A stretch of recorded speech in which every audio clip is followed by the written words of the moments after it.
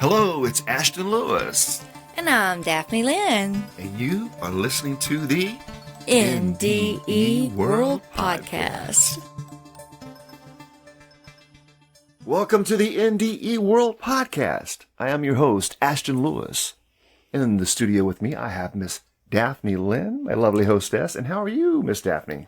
I am doing really well. And how are you? Absolutely fantastic. I am so excited about today's guest. Yes, me you've too. been kind of sharing information with me back and forth. I'm like, I am so looking forward to it. I don't want to spoil it just yet, but why don't you maybe just kind of tease them a little bit with some of the things that this amazing soul does? I mean, Miss Debora Christy Love is an NDEer. She is an author and certified hypnotist, past life regressionist, Reiki master, quantum touch practitioner, a clairvoyant reader and consultant, and has a shop in her hometown. Yeah. Where she lives in Arizona at Camp Verde. Uh-huh. So Mystic Muse is the name of that. Okay. But yeah, she's got books on Amazon and just lots and lots of information and knowledge to be shared with us from her experiences. Yes, and I am so looking forward to the interview. I am so looking forward to it. I'm really just sharing it with everybody because I'm sure we can gain so much knowledge from her. Mm-hmm. Those of you who are here for the first time, welcome. And those who are returning, welcome back. And don't forget to go to our website, NDE.world. And there's a lot more information on who we are, what we do, and all that good stuff. Okay, without further ado, let's jump into this interview. Yes, Hey, I made it rhyme. There you go. Okay, let's share this interview with the listeners, Yeah. Miss Debora, and hopefully that she can reach a lot of people with her knowledge and experience and wisdom and things like that. Yes, So, well said. okay, perfect. Let's do it. And we are rolling. Before we get started, let me, on behalf of the NDE World Podcast, thank you so much for your time and your energy for taking it out for us and the listeners to be able to share, your story with us. I want to be the first to tell you thank you so much for that. Oh, well, you're welcome. I know I've done many podcasts, but I know with every person that interviews, there's a whole new audience. So hopefully there's a lot of people that are hearing it for the first time. So absolutely, yes. We actually have listeners from around the world. We have our monthly RSS feed that we have our stats on, and it is still growing. So I want to thank you definitely for coming on and sharing your experience with our listeners. So I really like to tell about my story, but I really also like if you want to talk about anything or ask questions, that's always fun too. Absolutely. It's very wide open. Absolutely, yes. No worries at all. And if there's something that you may even feel more comfortable with, by all means, that's no worries, But I tell you what, let's kind of maybe just start off and, just kind of tell us a little bit about yourself. Daphne has got some information here that it looks like you're into a little bit of everything. If you don't mind, maybe just in a little overview of what you do, from your hypnotherapy session and to the Reiki you're so spiritual. You've got so many spiritual activities and get your own, shop that does all this spiritual stuff. So just kind of like an overview, if you don't mind, and then we'll just kind of maybe transition over to maybe the experience or something, if you like. Okay, well, we have our little shop here, and we kind of just got it open here. We've only been here going on 5 years. So just before COVID happened is when we got led to be here and open the shop. And probably within a few weeks of opening it, we were closed down for about 6 weeks and had to go through the whole COVID ordeal. But, it was like very hard. And it feels like even though we've been here so long, it's just sort of starting to get back to normal. The economy is probably never going to be the same as before. And it's been a little difficult. We're just experiencing, it's a small town here. There's only 12,000 people right here. So I get a lot of people from neighboring communities, and I do a lot of fairs. We do a lot of, like, the Corn Fest coming up, and Fort Verde Days, and we've gone to a few out of town a little bit out of town. And so we bring our pop-up shop, and we sell our crystals and books and things, and I do readings at those events. And so that's another way that we branch out and try to get people to know where we are and what we do. But I do past life regression work for people. I do have my book. I made a CD as well, which has some 8 songs that I kind of channeled the music and words to. And I do sing and play the guitar. And I had someone produce it for me that did a lot of background music, so it's quite nice. And he did some vocals actually on a couple of the songs as well. Awesome. So there's those things. My husband actually has 3 books on Amazon right now, and his are very spiritual too. As well. One is called, his biggest book is The Rainbow Connection, and it describes a lot of sacred geometry and connections through mathematics and the rainbow stories about how, white light changes into the other colors. It's and amazing. How it all connects us back to one again. So we have our own books. I make a lot of the jewelry with crystals in our shop as well. But I do Reiki. I have taught some Reiki classes, not as much since I've been here. I did more. I'm actually from Canada. So David lived there for 9 years with me, and we kind of got directed. I got directed basically to come back here in 2019. And we visited his sister in Arizona, and the whole time we were here that trip early in, I think it was March of 2019, the whole time I was here I kept being, we got to go home and sell everything, we have to move to Arizona. And it's funny because I always figured we would do that, but it was just all of a sudden they were saying, like, it's time, you got to do it now, you got to go, and I couldn't figure out, why are they pushing me so much? Isn't that something? I got home and I really thought, oh, well, I'll have, this year we'll clean out stuff and maybe next spring we'll get there. Well, no, they had other ideas. It was like, I got told in June, you have to go before the snow hits. This is in Ontario, so that's the 1st of November, basically. I had 4 months. Oh, wow. Yeah, clear out everything, sell half your stuff and your vehicles and move. So, we did it. Everything worked out perfectly because I listened. And the first person through our house bought our house, and everything worked out. We got down here. And just to verify that message I got, we woke up in the hotel with our U-Haul packed and everything ready to go to leave town. And the day we woke up, I woke up to like 2 inches of snow. And I said, there you go, the first snow, and we're out of town. Isn't that something? That is amazing. That is awesome. It is, and that's how it works. When you pay attention and you're listening to your guidance, they always are trying to give you messages and synchronicities and show you, listen and things will work out. Don't listen, it doesn't work out so good for me usually. I wish I had listened, but we got here just in time. And as I said, by the time we really found our home and our little shop, COVID was shortly to follow. And it wasn't until that hit, I was like, oh, that's why they were pushing. Gotcha. Wow. Yeah. That's why we're here. But it was so much nicer here, where we are in our county here in Yavapai County in Arizona, where masks were optional the entire time.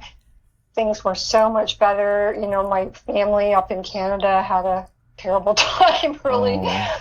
They had to wear masks for years, and my son's a police officer, and my daughter is a teacher. She had to teach online for months at a time, and they wore a mask at the class for like 3 years almost. Ridiculous stuff like this. Wow. They had 3 Christmases in lockdown, so yeah, that was ridiculous too. So I was just so happy to be here, where it was so much, and we're so kind of independent and do our own thing, that there were days that went by where I wouldn't really even think about it. And then I'd see someone with a mask and go, oh, yeah, that again. But, I see the good in it. I really see that it had to happen. It had to happen for so many people. And I asked Spirit, why did I get to be, put here, and I didn't have to make any choices because it was so easy for us here. And I got told, because I didn't need to. This wasn't for me. I made my choices a long time ago. But the people that woke up more to it, because some of them, they lost their jobs, they couldn't work, they couldn't do this, and I think it really made them have to take stock of their life and reassess things and go, wait a minute, I hated that job, And I've seen so many people start up things that were more home-based and talent-based, and, oh, well, I'm good at this. Maybe I can sell my crafts or my art or my woodworking or whatever it is. And I saw so many people start doing things they actually enjoy. Wow. So I think it's been good overall. It kind of had to happen. And there were days, of course, I sat back and thought, okay, how bad does it have to get before people, protest or something? But eventually they got there. They did get there. And I think that's why it's so much better right now. And I don't know that it could go that far again. Hopefully not. Just don't know. Yeah. Just don't know.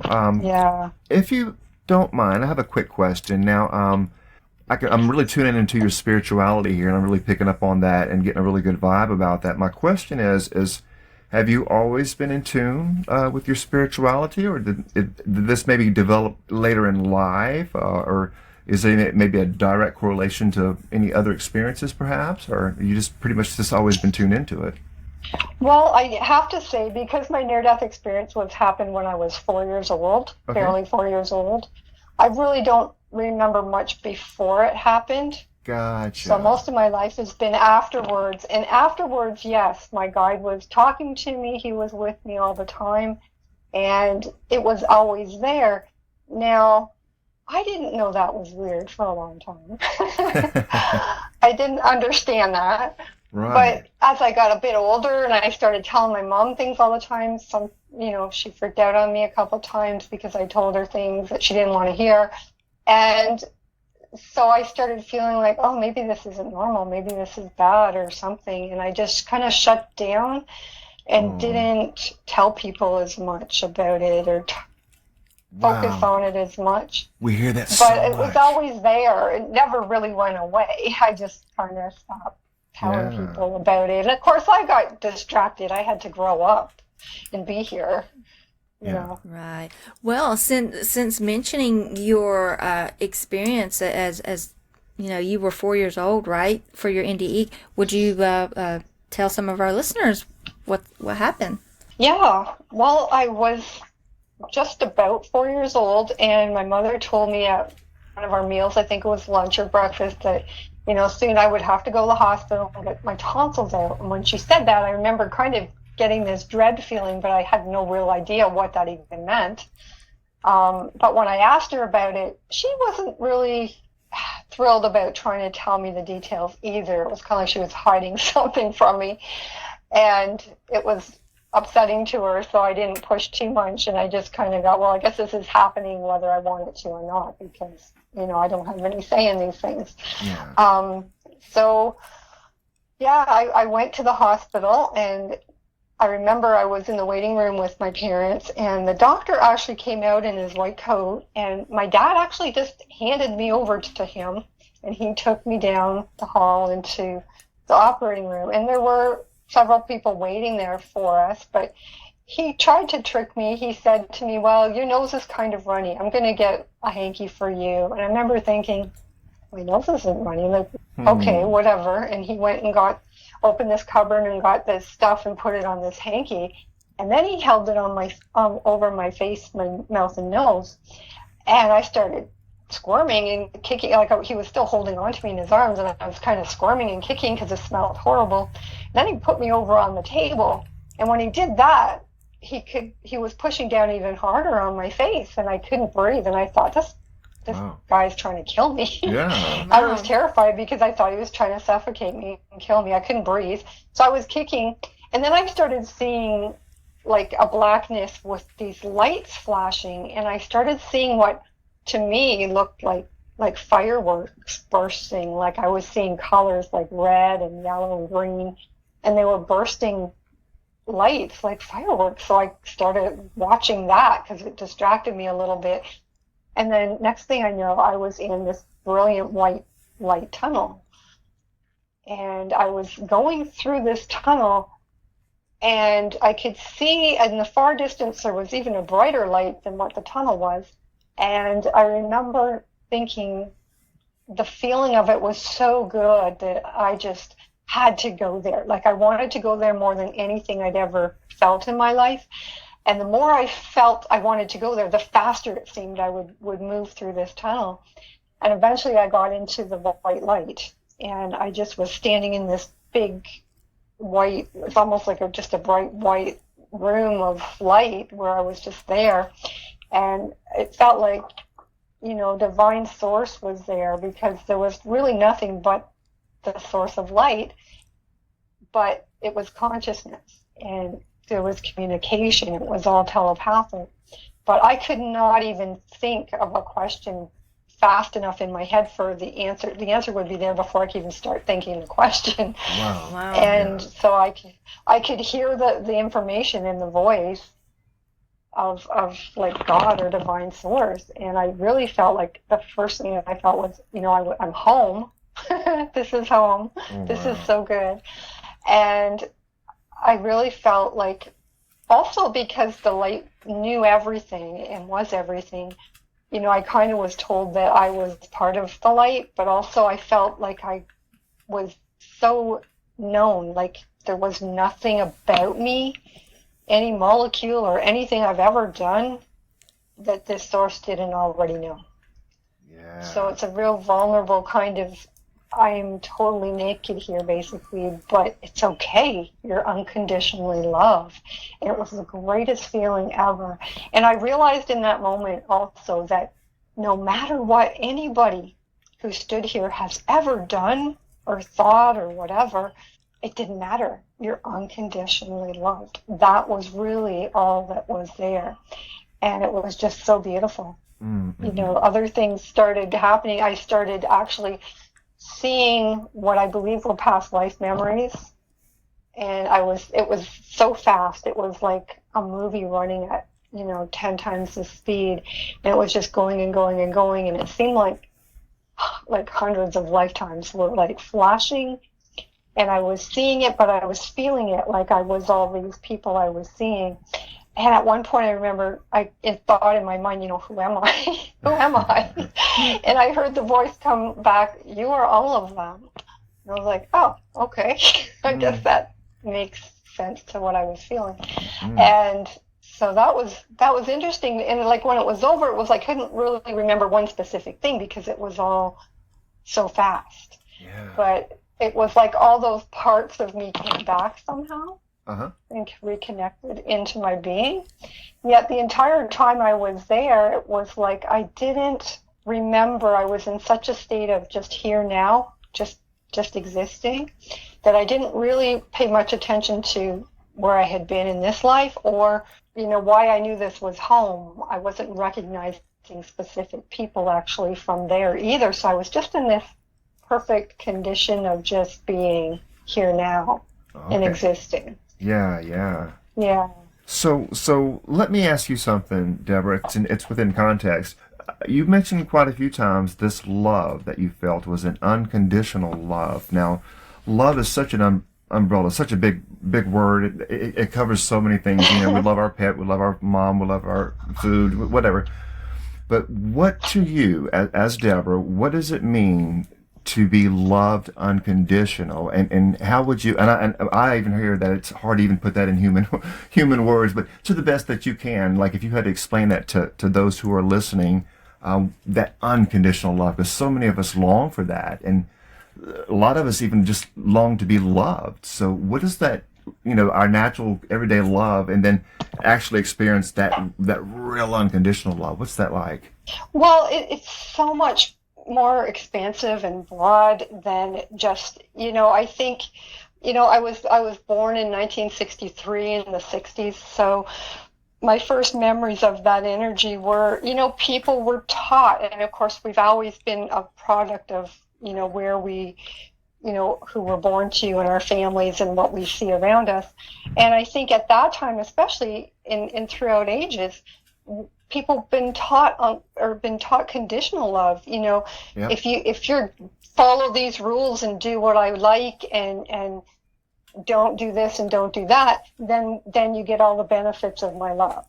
Yeah. But if you do any of those, then there's, you've got to pay consequences, and you've got to, beg for forgiveness and all these things. And even to the point where people will withhold love, or feel like they can withhold love because you did something I didn't like, so I can't possibly love someone like that. Yeah. You know? I love how you say that. That's well yes. said. Very well said. And that kind of love is what most people grow up with. And we do feel love at times, but at other times it's like, and even to the point where religion is teaching, I quote Jesus' words here, where I think he said the blind leading the blind. Yes. So the conditional love got taught to everybody, and even into religion. It's like instead of remembering that we should emulate God, people have made God and given God these human characteristics that, God punishes and God judges, and God does none of these things. God is unconditional love. There's no Right. judgment. I love how you said that. Yes, we hear that so much about, just there's no judgment in that, and that God loves you no matter what you've done from the NDEers, and it seems like that's what you're saying as well. Well, to me, God is all it is. We're all parts of God. If you want to look at it as like the sun is God, and all the rays are the individuations of God. We're all God. We Nice just have analogy. our own kind of divine path of experience that has followed us for, our own soul lineage. And that comes out, but it's technically it's all God. But we all have that, we're all our own individualized ray of the light. And so, God that knows God is everything, how can God lack for anything? How can God judge himself? Why would he judge things as right or wrong? That's what humans do, and we tend to judge things right or wrong as how does it make you feel, and that's why people get so caught up in emotions, and good emotions are good, bad emotions are bad, and people will do everything to avoid the bad ones. Well, they're just emotions. That's how we learn. That's how we learn that we need to change something. to right. make it feel better.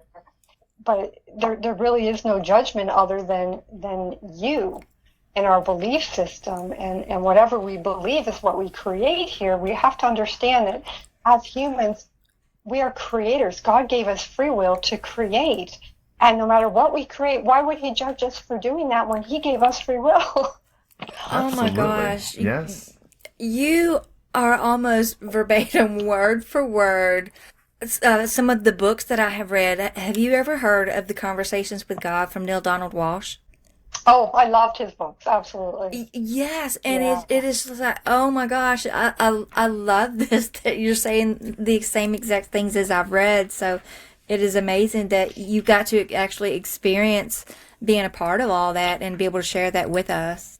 I'm so glad I found those books back in, I think it was in the 90s I found those books. And everything I read in his books, it was like, I'm so glad you wrote this in plain English, question and answer. And it was so clear, but it made you remember that I already know this. Thank you. Thank you, God, for someone writing it out. But I know this within me. And I think his books have woken up so many people to the fact that this is all within us. Yes. We know these things. And that's why when people say, judgment and hell and damnation, all this stuff, even when I was a child and I heard those kind of things, I'm thinking, what is wrong with people? What's wrong with people? Why do they talk about these horrible things? This is not how it is. Yeah, Right. it's kind of sad in that regard where a lot of things have gone, but at the same time, there is that awakening and that that awareness that's really you see a lot of people starting to really become aware of that oneness and that connection with the all, and it's just I love it. Every single word you have spoken totally resonates. Yeah, Yes. we are right there with you. Yeah. Yeah, I loved his books, and I've read so many amazing books, and I did write my book about my near-death experience, but I did it from the perspective that, it was so young in my life that the first chapter is about 25 pages, and that's my entire experience within that chapter. And then it moves on to how this affected my entire life, because I came back, my guide started talking to me. Life was never the same, if I can even remember how it was before. But that kept me always on my path. It always kept me, yes, I was a teenager. I grew up. I had to try things out and learn the hard way sometimes. But it was always there for me. It always came back. And there was a time even when I remember in my 20s, maybe in my 20s, that, at that point I was married and had children. And it was kind of like, what do I teach them? What should I be doing? And of course, the family's all there going, well, you have to send them to Catholic school. Right. And to keep them happy, I did that, and thinking back, I kind of wish I hadn't now.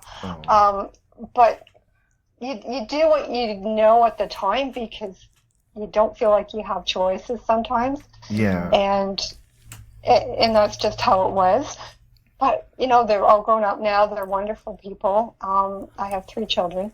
And, you do the best you can with what you have. And that's what I try to tell people, too. Some people are so down on themselves and so hard on everything they do and judge themselves so harshly. And that's where we have to stop. It's like, well, God forgives us. We have to forgive ourselves. We're really the only one there is, because we're part of the all. And so we only judge ourselves. So why be so harsh? When you know better, you do better. That's how life works, how it unfolds. I like the way you said that. That's amazing. So let's kind of reflect on that, maybe that next chapter, or from page 26 forward, however you want to look at it. Let's say, for example, let's maybe pick up with the guide. When did your guide come into play, and then maybe how that kind of started affecting your life and those kind of experiences? Did that come in kind of, would you say, after your NDE? Yeah, for sure. Okay. Yeah, it really did. It was soon after I came home from the hospital, really. But I mean, my experience went on. Like, I had a nice tour of the other side where I was. I saw beautiful things like a garden and a fountain, a waterfall with water coming down, and I saw a drop come out of the water. And it was so amazing, because this drop kind of almost like stopped in midair, and I could hear the voice of that droplet say, "Hi, how are you?" And I was like, "Oh my gosh, like the water's talking to me." That's right. I had like angels and guides around me, and then the drop went into the pool of water, and I kind of felt this sadness for a split second and thought, "Oh, but now it's gone. It's with the rest." And the voice came up from the water and said, "Well, don't be sad. I'm not gone. I'm just in with the rest. I'm still here." And so that metaphor has come back to me so many times in my life to show me over and over how we don't lose ourselves being connected to the one. Everything's just added to you. You're not lost with the rest. Your individuality is still always there. Everything's just added to you. So you're you, but you're so much more than you. You are everyone else as well. Yeah. So it's pretty amazing how it's come back over and over. I saw a giant sunflower that said hi to me, and it was like dancing and waving, and I was like, oh, so everything's really alive here. Yeah. I mean, I knew what flowers were, but they didn't have voices in my head like they did here. And so things were different, and I just loved it. I mean, I just felt like this is where I want to stay. I never wanted to ever leave this place. And I started questioning, like, I had some guides around me they seemed like they were light beings. Like, I couldn't see clear faces. I could kind of see through them. They were very light. But they answered all my questions, and it was all telepathy. So it was like, even before I thought things, they were answering. And at one point I said, am I dead? And they seemed like they didn't want to tell me. And she said, well, what do you think? And I said, well, I'm not sure, I said, is this heaven? And she says, I don't know. What do you think? And I said, well, I didn't think heaven would be this good, because I hadn't really thought about it before. I was so young. I hadn't considered death, really, and didn't understand, hadn't thought about heaven at that point either. But the only thing about God I could remember was being dragged to church, at that age, and I didn't like that very much. So I remember thinking, she said, well, what did you think it'd be like? And I said, well, church, I don't know. That's all I could come up with. And she said, well, because she could read my mind, she said, well, that wouldn't be heaven, would it? And I said, no, I guess not. Yeah. So I saw a lot of things. I saw buildings that were kind of like Roman type buildings. Some had pillars and some had roofs and some didn't, but and I walked through this library type place where I could go through this hallway, and when I got to the other side, it was like everything, I knew everything that was stored there all at once. And then as I come out the other side, it started going like I wasn't allowed to keep all the information, but I remember coming out thinking, oh my gosh, I know everything. Isn't that amazing? And then it slowly went away, because I wasn't allowed to hold on to it. And there was a point where eventually someone came along and she said to me, somebody very important wants to see you. It'll seem like a few minutes until, that they get here. And then as she walked away, I could hear in her mind, she said, like, well, you're so lucky. I remember thinking, lucky? What is she talking about? So within a few minutes, what seemed like a few minutes, I know there's no time there. So this ball appeared of light, and it was so brilliant, and it was like golden yellow type light, and it got bigger and bigger, almost to the size of a small room. And then all of a sudden I saw this being that appeared in the light, and the light kind of dissipated, but he was standing there, and he was so big and tall and beautiful, and I had no idea. He looked like a king to me, and I said, who are you? And he said his name, and he when he spoke, standing there and spoke to me, his voice was like booming. It was like all of heaven shook like an earth tremor with his voice. He said, I am Sanat Kamara, and everything vibrated and shook like thunder. Wow. And he said it 3 times, because I looked at him and I said, well, I'm Canadian, and, Sanat Kamara, that didn't sound like a name I could say or repeat or anything. So I said, pardon, like, what did you say? And he said, I am Sanat Kamara. And he said it a total of 3 times. And it just rang out, like I said, like rolling thunder and vibration. And then there was this little bench that appeared, and he sat down on this bench. And he said, never mind. He said, I'm your father, your heavenly father. Oh. So I was like, okay, well, that's okay. And then I was standing looking, and I was looking at his eyes, and his eyes looked like a liquid. They looked like liquid, and they were so blue. They were beautiful blue eyes, and his hair was like very light blonde with light emanating from it. Wow. And his skin was very tan, like a Malibu tan, and he was just the most beautiful being I'd ever seen. And I remember standing, the energy was so powerful and magnetic feeling to me that I felt like I didn't ever want to leave his energy. It was like if I stayed here for the rest of eternity, that would be enough for me, just to feel this much loving energy, like to just feel this energy. That's all I could ever want. wow. And then he started talking to me in my mind, and I remember literally thinking, I don't know if I can pay attention and feel this energy at the same time. It was overwhelming to me.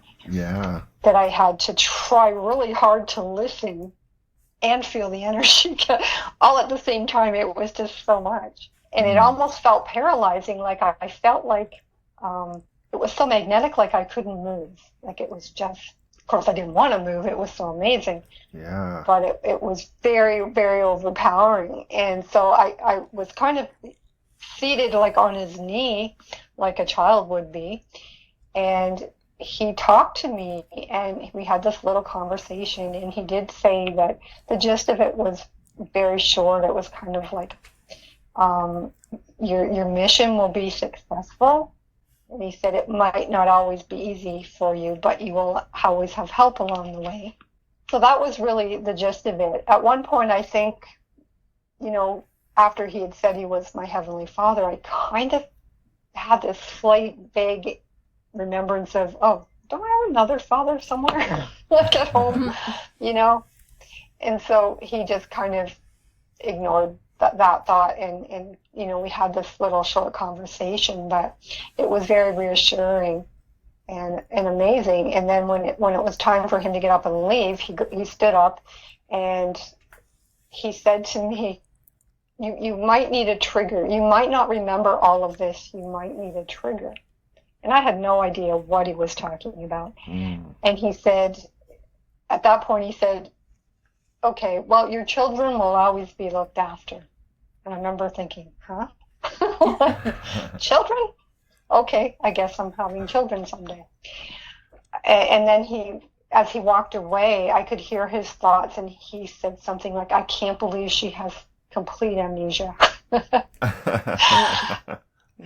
And at that point, I remember thinking, amnesia? What's amnesia? I don't know what that means. Oh.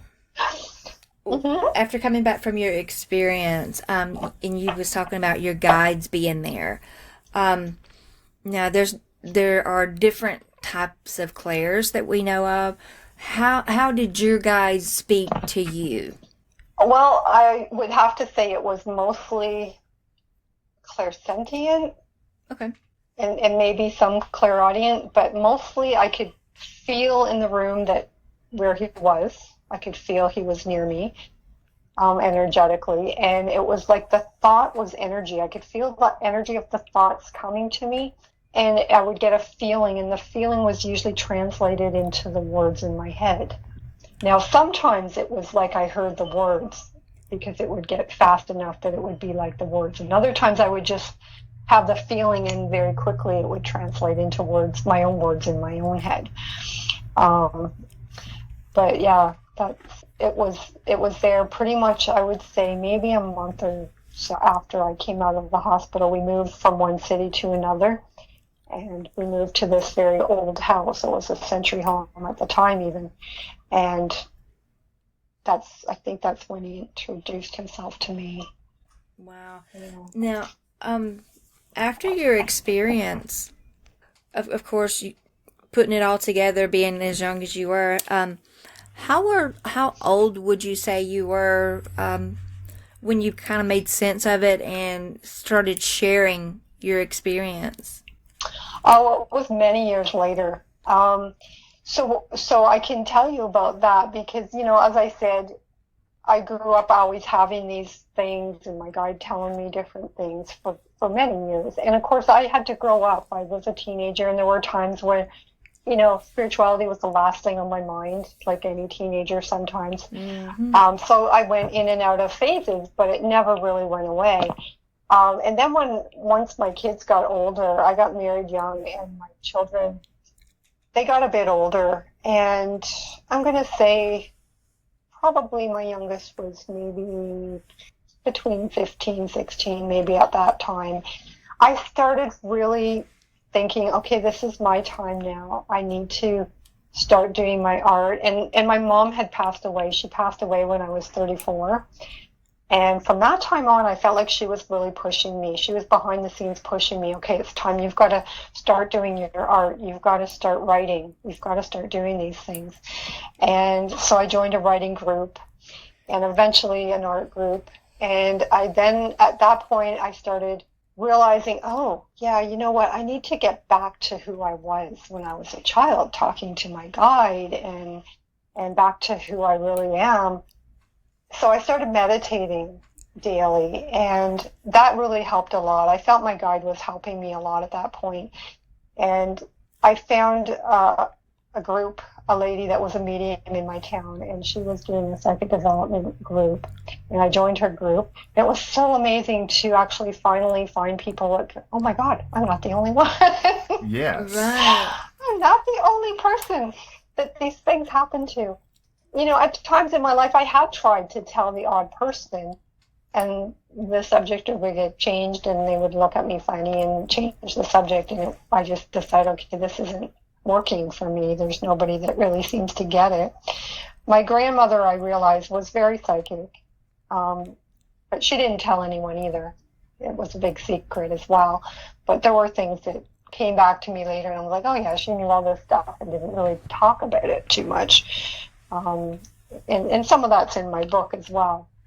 But I decided, okay, this is my time. I need to do this. And I had remembered that when I came back from my near-death experience, I didn't remember too much. I started trying to tell my parents, and they didn't seem to understand. They didn't, I would say things like when I was in the other place, and my mom was like, well, what are you talking about? You've been here for 3 days, And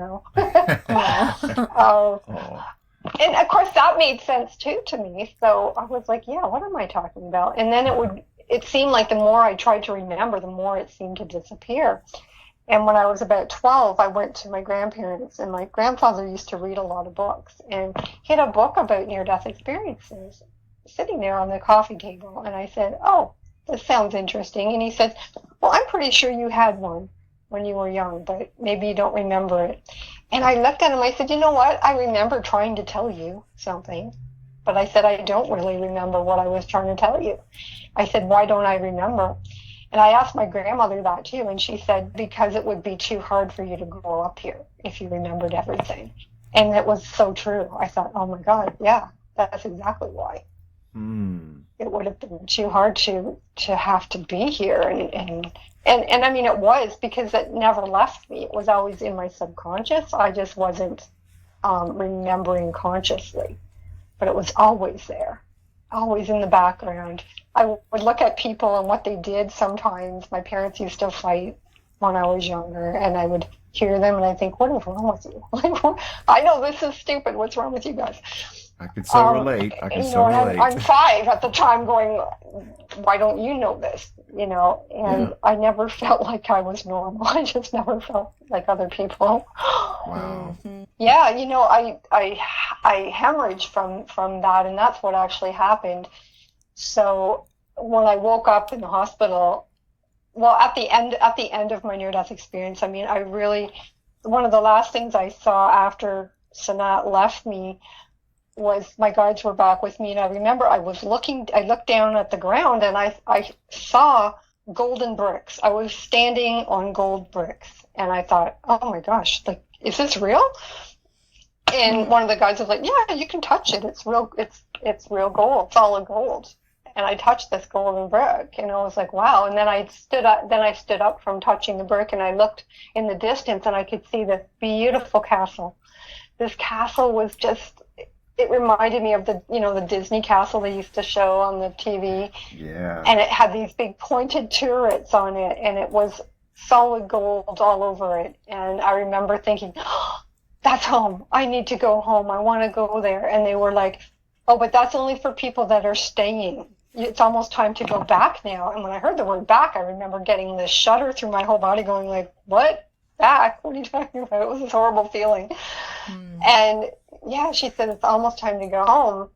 And at that point, I could hear their thought process was kind of like, oh, we're going to have to convince her to go back.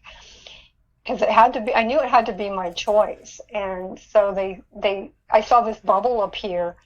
And within the bubble, they were showing me my mother crying over my hospital bed.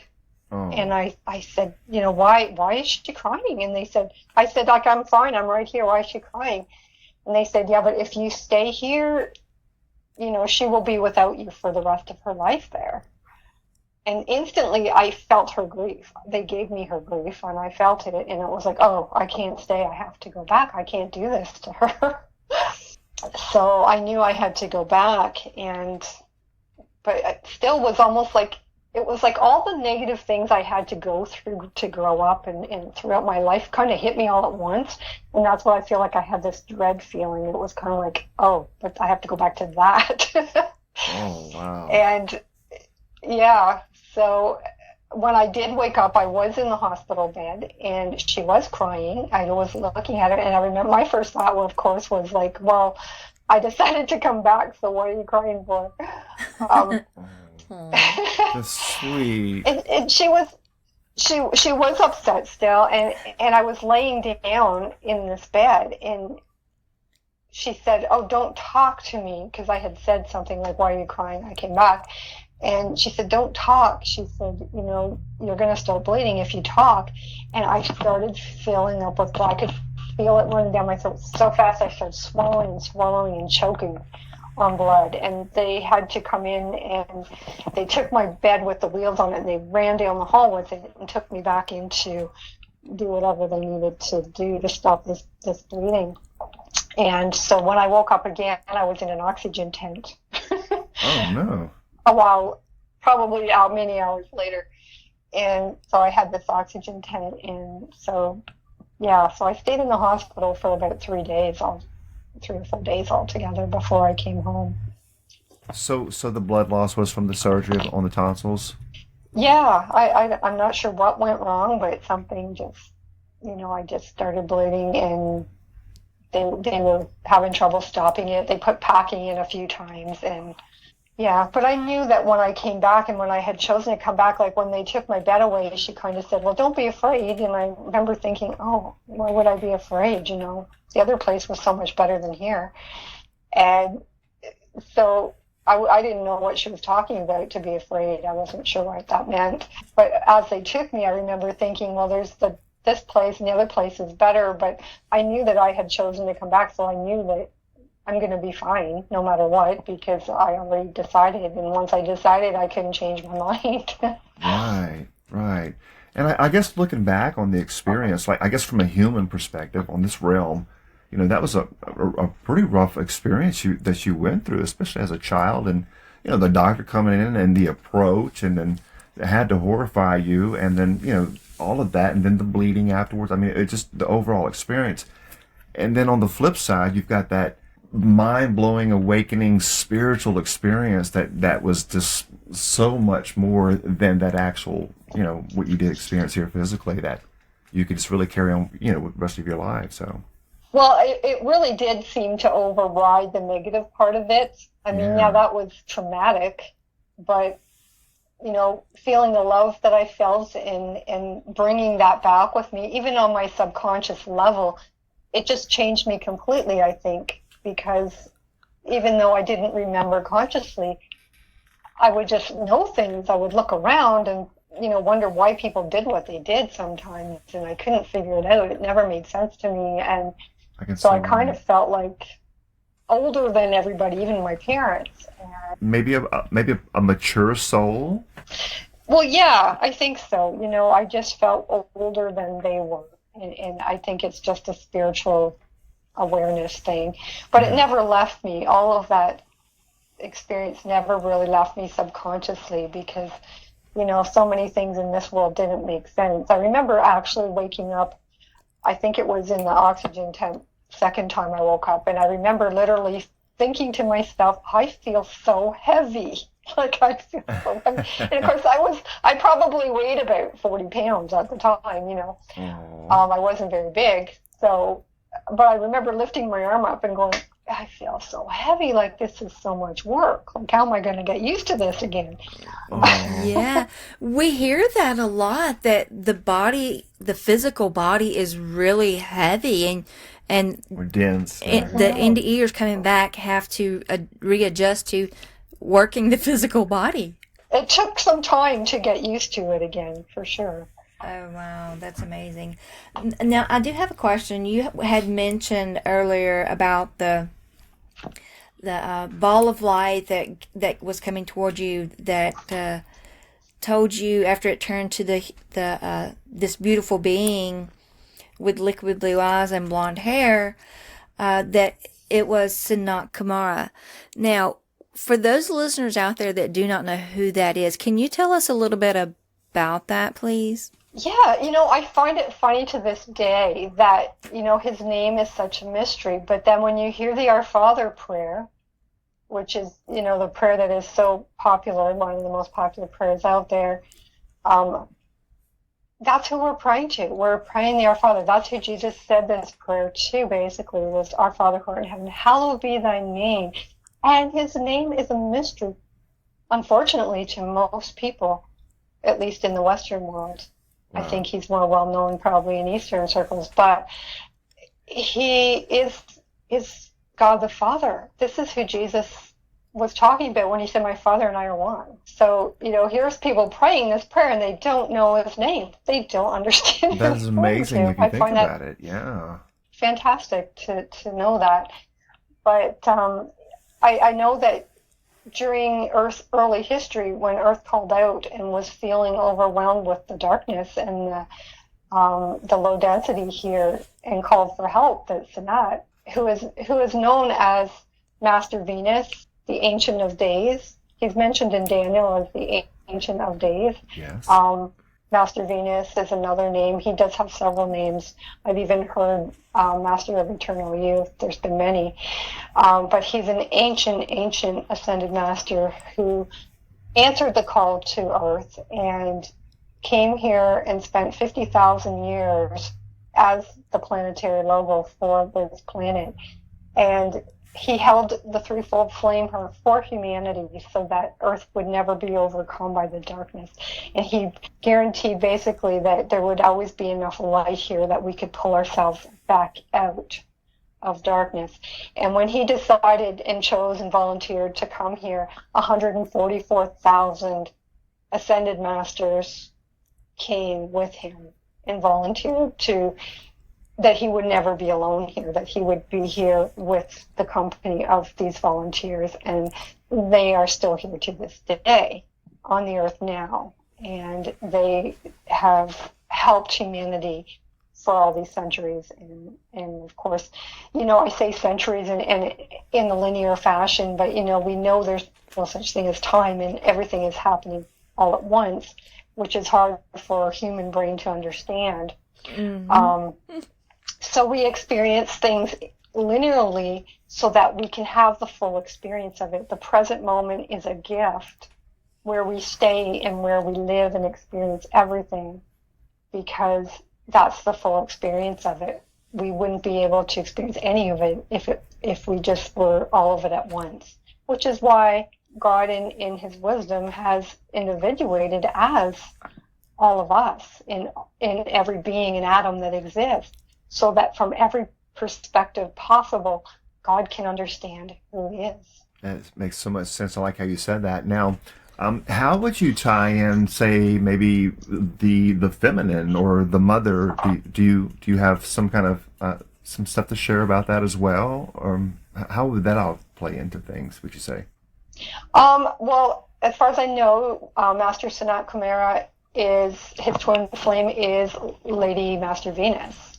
Oh, okay. And I know that they rule Venus together, and they are twin flames. And many of the 144,000 that came were all twin flames as well. And that was one of the faster ways to help raise consciousness on the Earth, was to come in that capacity. But Sanat Kumara actually spent 50,000 years by himself here without his twin flame, being physically with him or in energy with him as he was here.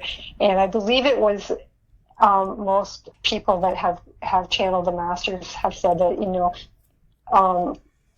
Gautama Buddha took over being the planetary logos in, I believe it's like 1954, in the 1950s somewhere. And Sanat Kumara returned back to Venus at that time and has been given the title of Regent planetary logo. That is so amazing. Now, within that context, how would you, or how does, because we have to have one to understand the other. We're talking about light. Now, you've made reference to the darkness. How does darkness tie in, from your perspective, and seeing even the darkness or the dark things that people are doing that maybe some may consider dark or maybe even evil? Because you look around, it's like, why are these people harming each other? Why is there so much of this and that? And how does that fit in with all of this? Because you get different ideas and perspectives, and I'd like to maybe know, what yours is, if you don't mind. Well, I really believe that everything is about, this was an experiment, I believe, to come here. In ultimate reality, I think Neil Donald Walsh kind of coined that. In ultimate reality, we're all one. We're all God. We're that one that is all and knows it's all and experiences all. But as all the individual experiences aren't the same. He needed the perspectives to see things from every angle so to speak, and experience everything that was. So to me, there isn't really good and bad. There's light and dark, and they are just different aspects. It's like they have to be in balance in order for this experience to happen. There has to be the space for it to happen in. And that's where free will comes in. We always get to choose. What are we going to do? I think Neil said it best when he said, there's what serves you and what doesn't serve you. Right. And at any given time, that changes. Maybe at some time we need to experience this darkness because that's the best way to learn this lesson. And we'll never forget some of those things where we went through darkness or what we consider a negative experience, because you're not going to forget that. You don't want to do it again. So right. It's all part of the game. It's all part of the experiment and the biggest experiment, I believe, with Earth is that we come here forgetting everything. We come here forgetting the rules. Right. I think other planets, people evolve, but they remember where they came from. They remember they're all one. They remember that, what their last incarnations were. We come here, and it's like they just threw us down here, and we got this map in our brain somewhere, but we don't really remember it. This was a challenge. Earth was one of the biggest challenges. And the whole reason for it is that if you can make it here, you can make it anywhere. I believe there are spirits out there in souls that won't come to Earth because this is too much for them. You have to want this challenge. You have to understand how it works a little bit. And, like I said, it's just the challenge of, can I make it here? Can I go this far away from home and find my way back? Right. It actually reminds me of the Remember book from Stephen Rother, that game that they're talking about in the beginning you're going to forget everything and have to remember who you are to get back to home and have heaven here on earth. For sure. And I believe we're going to do it. We're going to achieve it. It's just a matter of when. Yes. Yeah. Now, we were talking about light and dark earlier. Would you relate that to like vibrational high energy for the light and a low dense energy for the dark? Yes, I really feel that's how it works. But I do have a really strange memory as well. Like, I've remembered a lot of my past lives, and I've remembered even stuff between lives. And one of my memories, this is going to sound really bizarre, but, we were all in the light of 5D or above, and in that dimension. And when they were planning this experiment here for Earth about forgetting and about the light and dark here in duality, they asked for volunteers to give up their light and to become the original dark souls that would be here on Earth as part of this game. And I remember they explained it all to us, and we were sitting there like this crowd of souls all listening, and, it's up to you to choose to be light or dark, and you can, there's no right or wrong. It's just all for this game and experiment on Earth. And when at the end of time, everyone will come back. Everyone will be allowed back in, and things will be changed back. But I remember even at that point realizing and understanding very clearly what that meant. But I didn't think that some of them did, because some of them were like, oh, that sounds like fun. That would be a cool experience. And I remember thinking, Right. but we are light, so if we give up our light, we won't be us. Like, I just was like against it right from the very start. It's like, no, that's not happening to me. No, it's not happening. But there were others that decided, yes, they would like this experiment. They would like to be dark. And then I also have this memory of when they had their light taken from them or shrunk down or whatever they did so that they would become these darker beings to be sent down. And it sounded painful. It did not sound like a good experience. So that's a very weird memory that I have. But it's like, yeah, this was all to be over at the end of time, and things would go back and this game would play out. It makes so much sense, too. Really, if you really think about it, really think about it, it makes sense, you know. It does, because I really think sometimes, we were there and we were all light and we were all, everybody knew the rules and everybody knew, and it was kind of like, okay, now what can we do for fun? Like, what can we do for a challenge now? Yeah. Well, that is amazing. That is amazing. Wow. Well, I'll tell you what, Miss Debora. Why don't we're looking right about an hour now, so we're going to go ahead and maybe just ask you maybe a couple little final questions. We don't usually keep them too long on the phone. We know everybody has different things to do and everything, but if you don't mind, maybe we can ask you maybe a couple of closing questions. Okay, sure. Unless you had some more of your story you wanted to share, and we'd love to have you back if we don't get it all done in one podcast. You're so welcome to come back. I'm learning so much. Oh my God, I know the listeners are as well. So, yeah. So, well, I love talking about these things, and any question is fine with me. Awesome, absolutely, yeah.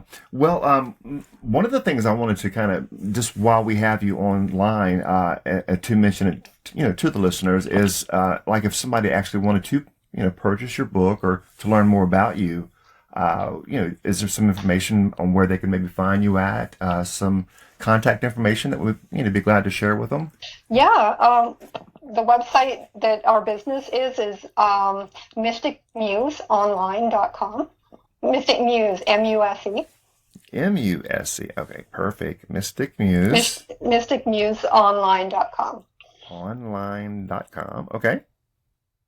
Yeah, and there's links to my books there. My book is called There Is Love, My Near-Death Experience and Beyond. And that's on Amazon as well. It's on Kindle and paperback. And yeah, I have a deck of cards, 50 cards, I call There Is Love Wisdom card deck. And that's also on Amazon right now. It is limited because I have published it myself. So I think I'm down to about 30, maybe 35 decks right now. Okay. And then I have to order it in batches of 100 to get it printed and have it available on Amazon. But so that's where I'm at with my cards. And so they are all of my art, my own art, and my guided messages. And if you read the book, you will understand that I have lived every message in my 50 card deck. Okay. Wow. So it is a wisdom card deck. And it was a lot of fun to create, and it really tied together, my spirituality with all the art that I've done over the years. And the funny thing is, I realized when I put the deck together, I'd been painting for like 25 years at that point. And I thought, I think this deck was planned all along, because all the messages would come in and I would pick the right painting to put it with. And it was like, wow. It was channeled, yeah. There was everything was meant to be that way, and there's just so many synchronicities that happened, right to the point where there was one painting that I gave my sister for a shower gift for her wedding, and that house ended up a few years later after they had 2 kids, and their house burned down. Burnt completely down pretty much. They luckily weren't home in that moment when it caught fire, but the painting got lost, and I had a choice of some other ones when they rebuilt, and I said, well, she chose this painting. And the painting she chose had these trees that had been burnt in a fire, and they were in a flooded plain of water, and there was this beautiful sunset with these trees. And sunrise or whatever with these trees. So it was like, here's the burnt trees and dead trees, and here's this beautiful sunrise. So it was like endings and beginnings. And she chose that painting that the trees had been burned. And so it just worked out that all these synchronicities happened. And so that card is the beginnings and new beginnings and endings and beginnings card or something in my deck. And ironically, that's the one she chose. So there were just many stories like that just all lined up. And like I said, it had to be planned years ahead of time for some of the cards. Yeah, so I mean, and I do have a CD. I think it's still available some places. It may be downloadable on like Spotify or something. It's called Love Will Find a Way. And Okay. that's why I have just Debora Christy on there. I didn't put love on my name at that point, and it was funny because I felt like they'd told me to, and I didn't listen. Oh no. So, so my CD has 8 songs that kind of were channeled to me as well. So it was a Okay. lot of fun to make. We'll have to check that out as We'll well. definitely have to check all that out. Now, I do have a question. You have been fortunate to have connection with your guides from a young age. For those out there that are not connected to their guides and would like to maybe connect with them, do you have any words of wisdoms or steps that someone could do to connect with their guides? Well, I would try to make time every day for a short meditation, whether it's, 10 to 20 minutes, just to be quiet, clear your mind and invite them in, because our guides and angels love to be invited in and to help us and to ask for signs and synchronicities to happen, because the more you ask and invite them in, the more you're going to look for them and see them. You said that we would invite them in. How would you go about inviting your guides into you? Because I have heard that through multiple people that your angels and your guides cannot step in to do anything for you without being invited. The smallest prayer is an invite. If you feel you're in danger and you're just thinking, oh, there must be something that can help me, that's an invitation. The smallest little inkling, they're right there listening and they're ready to help you. But they would love you to say, guardian angel, show me that you're with me, show me synchronicities. Guides, come around me, give me a sign that you're with me. And sometimes they'll give you something, like you might feel like somebody's touched your hair or something. They will give you a personal little sign that they're around you. Wow. And ask them questions and wait for answers, because maybe you won't get it, that moment, but maybe when you're in the shower or making your bed or something mundane, the answer will pop in. Mm-hmm. And it's the right answer because you weren't even thinking about it, and boom, there it is. Yes, most definitely. That's amazing. Yeah. Okay, well, perfect. Beautiful. Now, I've got one more final question for you, Miss Debora. Is it going to be my question? It may be. If not, you can do that. But I just want to ask, if you don't mind, would there be, or could you maybe share any final words for our listeners when it comes to the big picture of life and death? And you've been on both sides, and we all have different questions and our own beliefs and mysteries and things. Maybe something from your perspective that you'd like to leave the listeners, if you don't mind. Let fear go, because one of the biggest fears people have, or humanity has, is the fear of death. And it's like, that's the one thing, that we are all energy, and energy cannot die. That's the one thing that's actually impossible, and yet it's our biggest fear. And it seems so crazy to me that we only fear the thing that is actually impossible for us to actually do. But again, with free will and belief systems, is to believe in love. Believe in love, believe in magic, believe in all things are possible, and that life can be wonderful if we make it wonderful and we hold these beliefs, because our free will gives us the choice to experience whatever we believe and weed out the beliefs that we were given that don't make sense as an adult. Weed them out and go, wait a minute. If you're doing something that doesn't feel right, just say, what am I believing that lets me do this? Throw that out, break it down, and go, okay, now I'm choosing to believe something better. Because our beliefs are what create our reality. They really are. And we have to understand that good beliefs and fun beliefs and believing that everything's possible is what creates a reality where we get to have fun and get to be prosperous and get to enjoy life. If we believe all the fearful things that we're allowed to believe, we're going to go down the other tunnel. That's a slippery slope, and we don't want to go there. So when we have the choice, choose love, choose light, choose kindness, choose everything that you want to be true, because it's that easy. It's really that easy. If we choose it, it becomes our reality. Plain and simple. Beautifully said. Beautiful words from a beautiful soul. Thank you so much, Debora. Thank you so much. And on that note, thank you so much for taking the time to actually out of your schedule to really share this information with us. I mean, that was like an intense hour of like really solid, really good stuff. I just know that so much of us are going to benefit from, including myself. So thank you so much for all of that information and experience. Well, thank you so much. And keep up the good work, because all these messages really need to get out there. It's very important to give people hope, and that, you know, we don't have to live a life where we're not happy. And really, the currency of this universe is focus. And focus is what attracts everything to you, and focus on good things. Yeah. And it's really about raising the consciousness of everyone and helping everybody to realize that we are one with everything. We are energy. Exactly.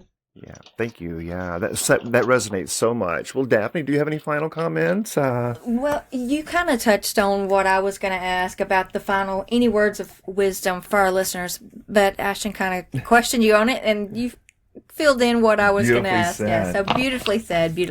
Yeah. So I guess we've kind of bugged you enough for a little while. We'll let you get back to your normal lifestyle there. But we do thank you so much. I enjoyed it. And yeah, whenever you want to chat again or ask a question, feel free. I'm happy to do it. Oh my God, would love to. I mean, this is like this. It's like gold. That's the reason why we do this, because we call it nugget hunting. You know, we got.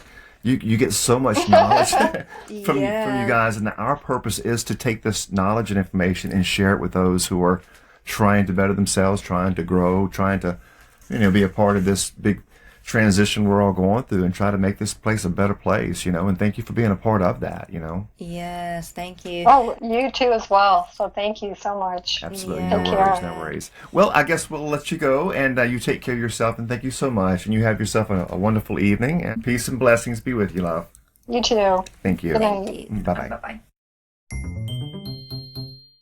And there you have it. A beautiful story from a beautiful soul. Oh my gosh, Daphne. You can feel her energy through the phone. Where do you start? Where do you start with something like that? I mean, that is amazing. She has a lot of the same elements as many NDEers, but I love the fact that her meeting the Sanat Kumara, this is not our first time hearing about this. Right. So learning about that, the Heavenly Father, quote unquote, the Ancient of Days, the Master of Venus, these are all other names that divine essence is known by. Right.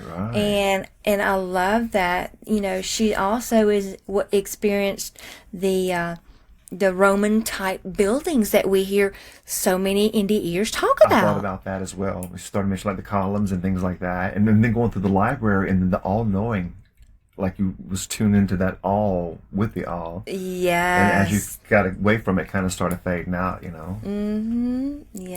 Yeah, most definitely. She's got a lot of wisdom out there. She does a lot of things as well. I love the fact that when she was having her NDE, one of the last things that was said to her is her mission will be successful. Yeah. When I hear the mission successful, I think life path, life agreement. Are you on with that contract that you agreed to come to this realm and do? Right. So that is pretty amazing. Well, some of the tips that I liked and appreciated as well to go with that is, she does recommend like a daily meditation. I believe in that as well. Yes, most Get into definitely. that habit, guys, every day. Make that time to be with yourself, to be just clear-headed. If it's first thing in the morning, if it's in the evening, midday, the middle of the night, make it almost a ritual, for lack of words, but it has to be something that you do every day, like a habit, like anything you would do to get good at. Get really good at meditating, because that is a good way to start clearing up your mind, where, like she said and gave us the advice on, if you want to ask your spirit guides or ask your higher self or invite, this higher wisdom, then you can get into that frame or into that state to really be able to do that. And she mentioned meditation, but also at the same time she did mention prayer. So those two are related.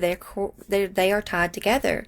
Whether we're meditating or whether we're praying, whatever you want to call it out there, you are connecting with that divine essence, that it's going out into spirit thought form. Our thoughts are alive like everything else. Yep. So it's just reaching out and connecting with that divine essence, with our guides, with our angels. And we can all do it. It's not just for a select few. Another thing I like is the message that I got from her is that we hear a lot is the have no fear. You know, Yes. just have no fear. Oh my and, gosh. And really, I love how she just topped off. Just really believe. If you've got free will, okay, and you have the gift of belief to believe whatever you want to believe, then believe in love. Believe in magic, you know, and the world can change, you know. Like I once heard, if we can all learn the power of love instead of the love of power, then we can all change. Exactly, yeah. And you know, throughout all this, the conversation with Miss Deborah, she's saying things that are ultimate resonations with me. From the Remember book that I read a long time ago, and you probably remember it. Yeah. Me talking about it. Book, The Conversations book. That information that she gave to us, and these books are divinely channeled books. That's why there's harmony in it. And her story as well was in Exactly. sync. That's a synchronicity. That's how you know it's divine. Yes, Yeah, exactly. Because it's all in sync. There's Yes. no, you know, contradictions or, you know, or conflicting interpretations or views. So like from religious perspective. Right, you know, yeah. these are all in sync. Yeah. Yeah. And you know, I love the fact too that she said that when she was in that place, because she was little, she didn't know where she was. She was in the other place where she said it was home. It was unconditional love. Oh, I know. That love was all that is. And that love loves you no matter what you've done. Right. There's no judging. Right. Think about that. You're Daphne. judging yourself pretty much. And we hear that from so many of our experiencers. Yeah. That is another harmony that is through the NDE experience. Right, right. I love that. Yeah, absolutely, absolutely. Well, perfect, beautiful. That was such an awesome interview, Daphne. You have any Yes. final comments or any final words for the listeners before we wrap up? Yeah, most definitely. Just that if you're interested to know more about Miss Deborah's experience, she has a book out there. There is Love, My Near-Death Experience and Beyond. And she also can be found at mysticmuseonline.com. That's Mystic, MysticMuseonline.com. Mystic Muse Online. Nice. And that her shop is actually in Arizona. For those of you living out there in Arizona, she's at Camp Verde. Yeah. So go by there and pay her a visit. Yes, most definitely. Yeah, that would be cool. And pick up some of those cards too. I'm very interested in those cards. She said they're wisdom cards. So Yeah, I'm and interested then in. it's all personally her own little the art, the input, the wisdom. It's all The her channeled own stuff. information Yeah. for each I one, think that too. would be cool to maybe Yeah. grab some of those as well. Yes. So guys, go over there and you should be able to get other information from her website as well. I'm sure. Most definitely. Awesome. All righty. Well, we're going to go ahead and wrap things up. We love you all so much. Thank you for tuning in. May peace be with you all. Until next time. Y'all let your light shine. Hello, you beautiful souls. Don't forget to visit the website, NDE.world. That is NDE.world.